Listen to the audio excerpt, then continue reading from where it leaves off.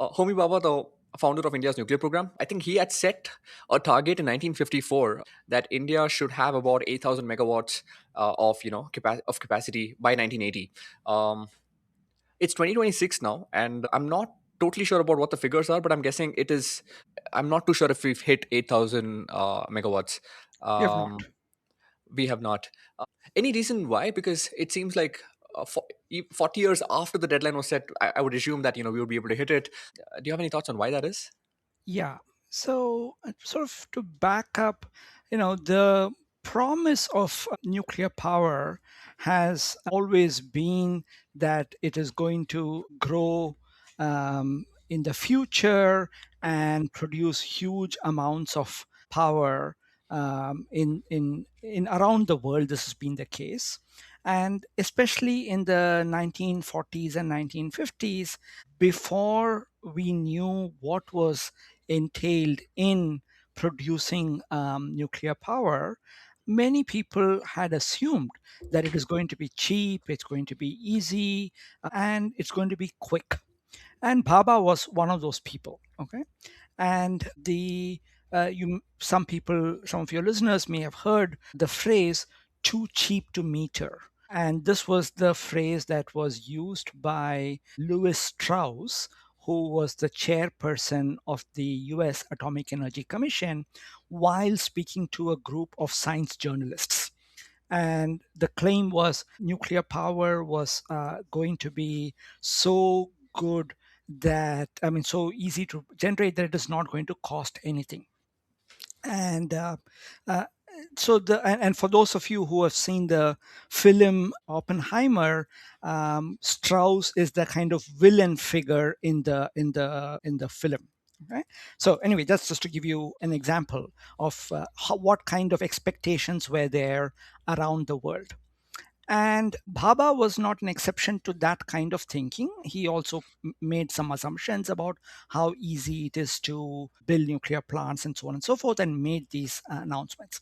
Now, there are there's one which is the kind of general assumptions of that period about how nuclear power was going to be easy and cheap and so on and so forth.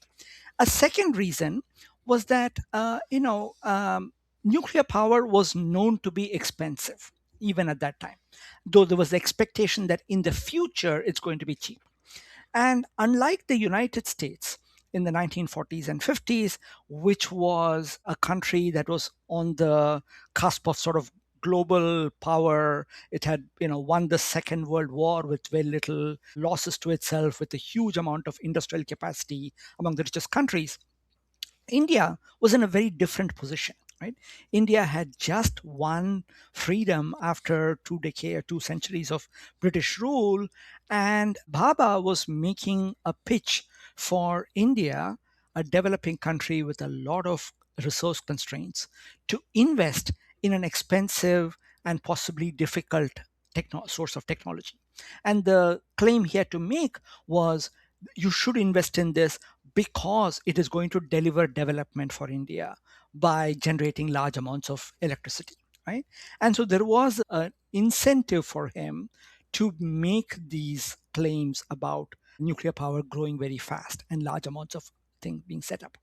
That is part of the problem in the 1950s.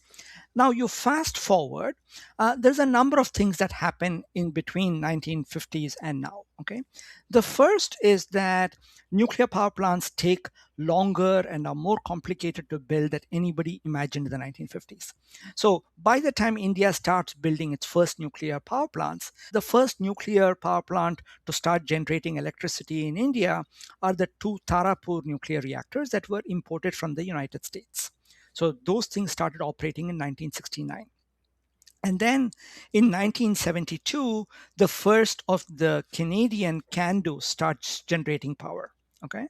And 1972, that first reactor is built. The second twin reactor is being built. This is in Rajasthan, in Rawatbhata. That's when India conducts a nuclear weapons test in 1974, the first nuclear weapons test.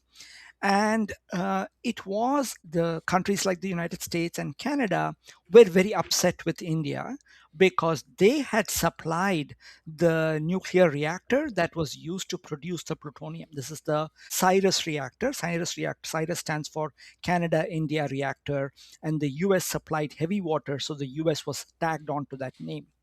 And both of those countries had given it under the assumption or under the agreement that the reactor would be used only for peaceful purposes, which is also one reason why Indira Gandhi and the Indian government at that time called it a peaceful nuclear explosion in 1974. But if a peaceful nuclear explosion sounds like an oxymoron, that's because it is an oxymoron, right? A nuclear explosion is a way to make a nuclear weapon. There's nothing peaceful about it, right? And so other countries didn't buy this whole peaceful nuclear explosion stuff. And so they stopped selling technology to India. So between 1974 and all the way to 2008, the only country that was willing to supply nuclear technology to India was the Soviet Union, then Russia. Okay.